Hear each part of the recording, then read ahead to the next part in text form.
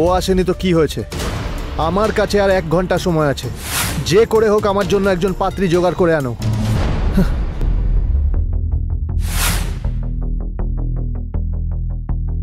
Hello আবির, কোথায় তুমি? আজ তো আমাদের বিয়ে। না, আমি আসছি না।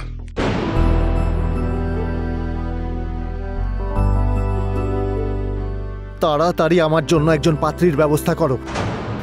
আমার হাতে আর মাত্র 20 মিনিট সময় আছে। আপনি কি আমাকে বিয়ে করবেন?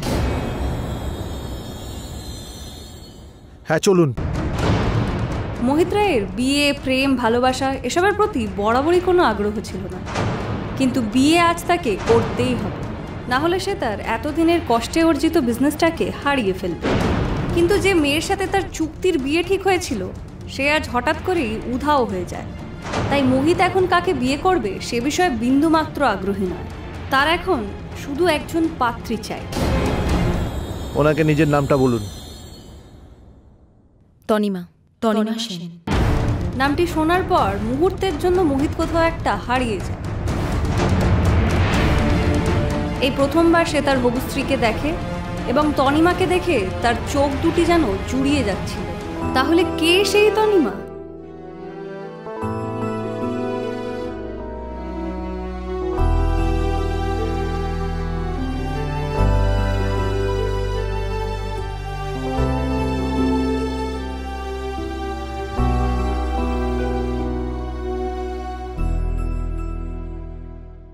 ঘড়ির কাঁটায় তখন রাত 10টা।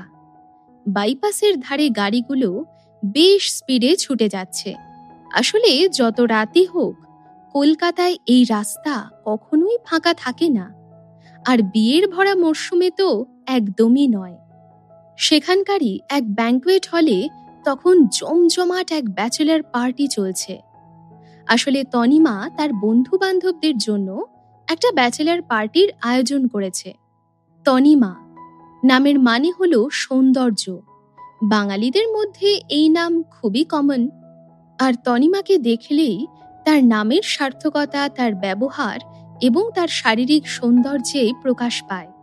সিঙ্গল লাইফের শেষ পার্টির আনন্দেই তনিমা অনেকটাই মদ খেয়ে ফেলেছে। আবির তার হবু বর, যার সাথে কাল তার বিয়ে, সেও ছিল পার্টিতে। তনিমার এই বেসামাল অবস্থা দেখে তাকে কোলে তুলে আবির নিয়ে আসে নিজের ফ্ল্যাটে এবং লিভিং রুমের বিছানায় শুইয়ে দেয়। ধীরে ধীরে গভীর ঘুমে ঢলে পড়ে তনিমা। ঘড়ির কাঁটা ঠিক রাত 12টা বেজে 1 মিনিট।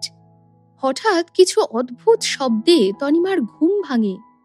খানিকটা থতমত খেয়ে উঠে বসে আস্তে আস্তে নিজের চোখ দুটো খোলে।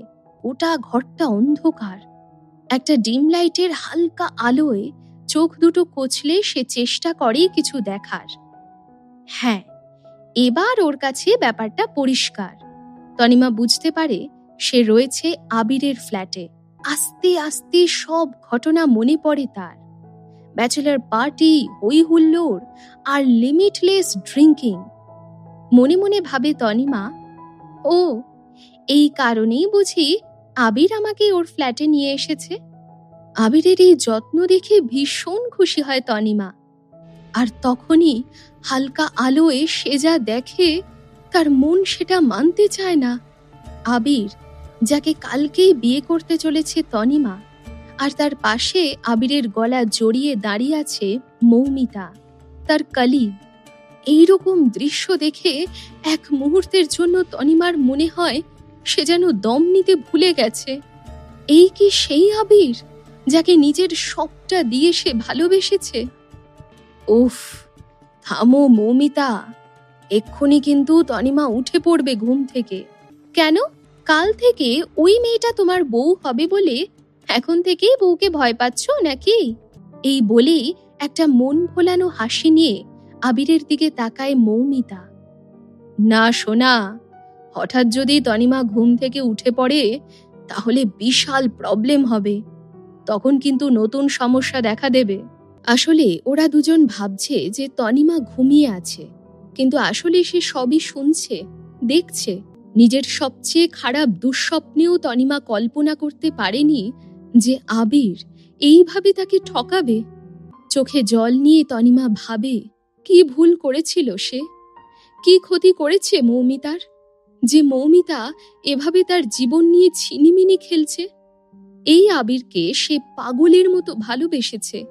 তার এখনো বিশ্বাস হচ্ছে না এই লোকটা এত বড় ঠকবাজ আর জোচ্চোর। বিছানার কাছে এসে মৌমিতা মুচকি মুচকি হাসে। তনিমার কাছে ঝুঁকে আস্তে আস্তে বলে, কি তনিমা, নিজের বিয়ের স্বপ্ন দেখছো? দেখো না দেখো না, এত স্বপ্ন দেখো না, কারণ যতদিন আমি বেঁচে আছি এটা আমি সত্যি হতে দেব না। আবির শুধু আমার, আর আমি ওকে ছাড়বো না। ও হ্যাঁ, একটা ভালো খবর তোমাকে দিতেই ভুলে গেছি, আমি প্রেগনেন্ট। আর বাচ্চাটার বাবা কে জানো? আবির। তনিমার দিকে তাকিয়ে অদ্ভুত এক আনন্দে কথাগুলো বলল মৌমিতা। রাগে গা রিরি করে ওঠে তনিমার। আবিরকে বিয়ে করার স্বপ্ন যতই চোখে সাজিয়ে থাকুক তনিমা, সত্যিটা এটাই যে সব কিছুই নিছক ভণ্ডামি। পরদিন সকালে ঘুম থেকে উঠতেই কাল রাতের ঘটনাগুলো মনে পড়ে তার। মেয়েটা এতটাই বোকা যে তার মনে হয় সবটাই ছিল একটা ইলিউশন। আবিরের প্রতি অন্ধ ভালোবাসায় আর মনে হয় মদের নেশায় এসব উল্টোপাল্টা ভাবছে সে। তখনই মৌমিতার দেওয়া চ্যালেঞ্জের কথা তার মাথায় আসে। ও বলে গেছিল না, দেখা যাবে কি করে তুমি আবিরকে বিয়ে করো। তনিমার মনের মধ্যে ঝড় বয়ে যাচ্ছে। না, আর ভেবে লাভ নেই। বিছানা থেকে উঠে পড়ে তনিমা। রেজিস্ট্রি অফিস যাওয়ার জন্য তৈরি হয়। আবির রেডি হয়ে দেখতে আসে তনিমার কতটা রেডি হয়েছে। ভাবখানা এমন যেন কিছুই হয়নি। গুড মর্নিং তনিমা, তুমি ঠিক আছো? আর তোমাকে এই লাল বেনারসিতে কি সুন্দর লাগছে। তোমাকে আমার এক্ষুনি বিয়ে করে নিতে ইচ্ছে করছে। আর দেরি করো না, তাড়াতাড়ি রেজিস্ট্রি অফিসে চলো। আজ তনিমা বুঝতে পারে যে কতখানি বেপরোয়াভাবে আবির মিথ্যে কথা বলতে পারে। আসলে তনিমার মাথায় তখন একটাই কথা ঘুরছে, যে মৌমিতা ঠিক কি প্ল্যান করেছে তাদের বিয়েটা ভাঙার। তবুও একটা মেকি হাসি হেসে তনিমা বলল, আমি রেডি। দুজনেই গাড়িতে ওঠে। তবে তনিমা গিয়ে গাড়ির পেছনের সিটে বসে। সারা রাস্তা সেভাবে কোনো কথা বলেনি দুজনে। কিছুক্ষণের মধ্যেই তারা পৌঁছে যায় রেজিস্ট্রি অফিসে। দুজন গাড়ি থেকে নেমে একসাথে ঢোকে। আর ঠিক 2 ঘন্টার মধ্যে বিয়ে হয়ে যাবে দুজনের। ঠিক 5 মিনিট পর একটা ফোন ঢোকে আবিরের মোবাইলে। স্ক্রিনের ডিসপ্লেতে নামটা তনিমা দেখতে পায় আর বুঝতে পারে গত রাতের কোনো ঘটনাই তার কল্পনা ছিল না। আবির ফোনটা তুললে ফোনের ও প্রান্ত থেকে মৌমিতা কাঁদো কাঁদো সুরে বলে, আবির, আমি বাথরুমে পড়ে গেছি, উঠে দাঁড়াতে পারছি না, কোমরে বোধহয় খুব চোট লেগেছে, পাও নাড়াতে পারছি না, প্লিজ তুমি এসো, আমার তোমাকে খুব দরকার। আমি 5 মিনিটের মধ্যে আসছি, চিন্তা করো না, আমি যাব আর চলে আসব। তনিমাকে ওখানে দাঁড় করিয়ে রেখে চলে যায় আবির। আর তনিমাও ধৈর্য ধরে অপেক্ষা করতে থাকে। প্রায় 1.5 ঘন্টা পেরিয়ে যায়, অথচ আবিরের কোনো দেখা নেই। দাঁড়িয়ে অপেক্ষা করতে করতে তনিমার পা ব্যথা করে। সে অপেক্ষা করা ছেড়ে দেয়, কারণ সে জানে আবির আসছে, এই দৃশ্য এই জন্মে হয়তো আর দেখা হবে না। তবুও মনের সব শক্তি সঞ্চয় করে শেষবারের মতো আবিরকে একটা ফোন করে তনিমা। প্রথমবার ফোনটা পুরোটা বেজে কেটে যায়। দ্বিতীয়বার ফোন করতে কিছুটা রিং হওয়ার পর আবির ফাইনালি কলটা তোলে। তার গলায় যেন বিরক্তি আর রাগ স্পষ্ট। কি হয়েছেটা কি? আবির, আমাদের আজকে বিয়ে। আমি এতক্ষণ ধরে তোমার জন্য রেজিস্ট্রি অফিসে অপেক্ষা করছি। কোথায় তুমি? কখন আসছো? আর সেটা কিসের জন্য করছো শুনি? মৌমিতার পায়ে চোট লেগেছে আর আমি তাকে হসপিটালে নিয়ে যাচ্ছি। রইল বাকি বিয়ে, সেটা তো আমরা অন্য কোনো দিনও করতে পারি। বলেই তনিমাকে আর উত্তর দেওয়ার কোনো সুযোগ না দিয়ে ফোনটা কেটে দেয় আবির। অন্য কোনো দিন? কথাটা তনিমার কাছে জোকসের মতো লাগে, কারণ সে জানে বাস্তবে অন্য কোনো দিনের কোনো অস্তিত্ব নেই। তনিমা ঘুরে দাঁড়ায় রেজিস্ট্রি অফিস থেকে বেরিয়ে যাওয়ার জন্য। চোখে সানগ্লাস পরে দরজার দিকে পা বাড়ায় সে। হঠাৎ তার চোখ গিয়ে পড়ে এক লম্বা সুদর্শন সুঠাম ব্যক্তির উপর, যে ঠিক তার পাশেই দাঁড়িয়ে আছে। তনিমা বুঝতে পারে ইনি সিনে এন্টারটেইনমেন্টের সিইও মোহিত রায়। আচ্ছা, এ এখানে কেন এসেছে? আজ কি এনারও বিয়ে? স্যার, মিস চক্রবর্তী আর তার পরিবার এখনো এসে পৌঁছয়নি, এমনকি সে আমার কলও তুলছে না, একটু চিন্তার স্বরে বলল তার অ্যাসিস্ট্যান্ট। আমি জানি না তুমি কি করে করবে, কিন্তু আমি আজকেই বিয়ে করব, আর যদি সে আর 10 মিনিটের মধ্যে এখানে না এসে পৌঁছয় তাহলে এখানেই সব শেষ।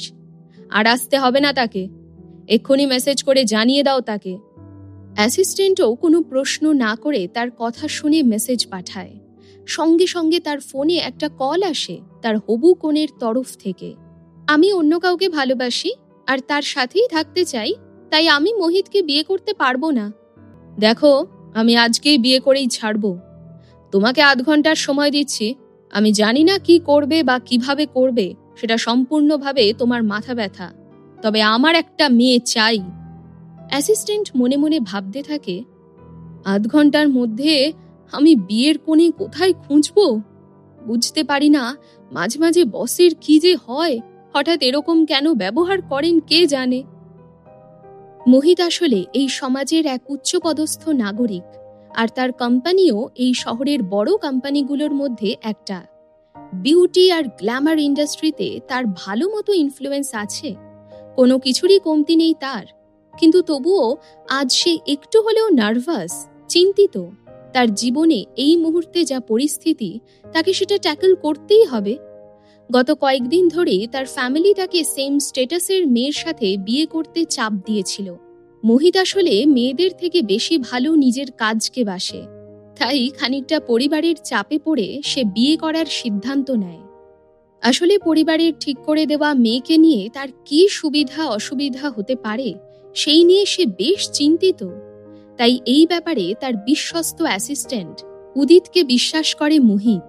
এই যে মিস চক্রবর্তী আজকে আসতে না করে দিল, সেও কিন্তু এই উদিতেরই ঠিক করা। আসলে সেও স্বপ্নে কল্পনা করতে পারেনি যে মেয়েটা লাস্ট মোমেন্টে এইভাবে বিট্রে করবে। মোহিতের জন্য মেয়ের অভাব নেই, তার এক আঙুলের ইশারাতে এখানে ভিড় হয়ে যেতে পারে। তনিমা দূরে দাঁড়িয়ে সব কিছু শুনছিল চুপচাপ, আর তখনই হঠাৎ তার মাথায় একটা বুদ্ধি খেলে গেল। নিজের চোখ থেকে সানগ্লাসটা খুলে সোজা মোহিতের সামনে গিয়ে দাঁড়ালো, তার চোখে চোখ রেখে। মোহিত এমনিতেই চিন্তিত, আর এইভাবে একটা মেয়েকে বিয়ের সাজে তার সামনে দেখে একটু অবাকই হলো। হ্যালো মিস্টার মোহিত, আমার মনে হয় যে মেয়েকে বিয়ে করতে আপনি এখানে এসেছিলেন সে আজ আসেনি, আর যে মানুষটাকে বিয়ে করতে আমি এখানে এসেছি সে অন্য একটা মেয়ের সাথে পালিয়ে গেছে। আমার মনে হয় আমরা দুজনেই এখন একই পরিস্থিতির সম্মুখীন, তাই আজকে এখান থেকে আমরা দুজনে কি বিয়ে করতে পারি? একদমই পুরো কথাটা বলল তনিমা।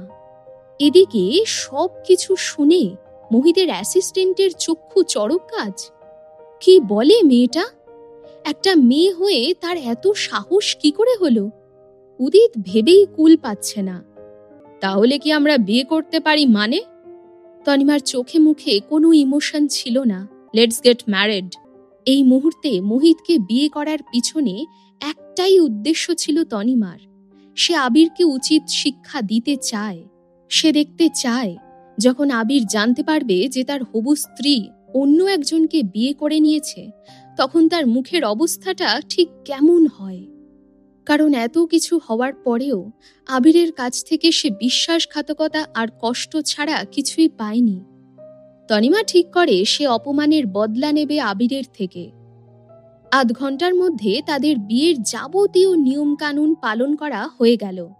তনিমা এখন আইনত মোহিতের স্ত্রী। এই 10 মিনিটের মধ্যে তারা দুজন সম্পূর্ণ অপরিচিত থেকে চিরজীবনের সঙ্গীতে পরিণত হলো। মিস্টার মোহিত, আমি কি আপনার সাথে একটু কথা বলতে পারি? যা কথা বলার গাড়িতে উঠে বলা যাবে। আর তনিমাকে তার সাথে আসতে বলল। একটু দূরত্ব রেখেই তনিমা মোহিতের পিছন পিছন হাঁটতে লাগলো। আমাকে বিয়ে করার জন্য ধন্যবাদ।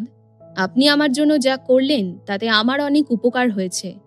আপনি আমাকে বলতে পারেন আপনি আমার থেকে কি চান, আমি চেষ্টা করব পূরণ করার। খুব শান্ত গলায় তনিমা বলল, আমার কিচ্ছু চাই না, তবে আমার দুটো শর্ত আছে, আশা করি আপনি আপত্তি করবেন না। হ্যাঁ, কি বলুন? প্রথমত, যদি খুব প্রয়োজন না পড়ে তাহলে আমি চাই না আমাদের আসল সম্পর্ক সবাই জানুক। আর দ্বিতীয়ত, আমি চাই না যে আমার ব্যক্তিগত বিষয়ে আপনি নাক গলান। কথা দিচ্ছি, যেহেতু আমি নিজের ইচ্ছে বিয়ে করেছি, তাই আমার কাছে আপনি আমার হাজব্যান্ড। তাই অন্য কোনো পুরুষের সাথে কোনো সম্পর্কে আমি জড়াবো না। খুব ধৈর্য ধরে মোহিত তনিমার সব কথা শুনল।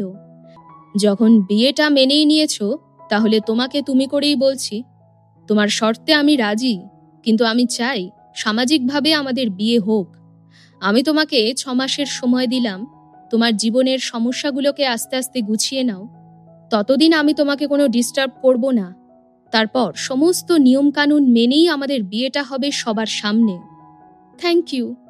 যেহেতু আমাদের বিয়ে হয়ে গেছে, আমাদের দুজনের আর আলাদা থাকা উচিত নয়। 3 দিন সময় দিচ্ছি তোমাকে। সব জিনিসপত্র গুছিয়ে যেখানে আমি তোমায় বলবো সেখানে চলে এসো। তনিমা কোনো আপত্তি করল না, কারণ যেহেতু তারা বিবাহিত, তাই এই দাবি করাটা স্বাভাবিক। আচ্ছা, এর পরবর্তী অংশ শোনার জন্য শুনতে থাকুন পকেট এফএম। লিঙ্কটি রয়েছে ডেসক্রিপশনে।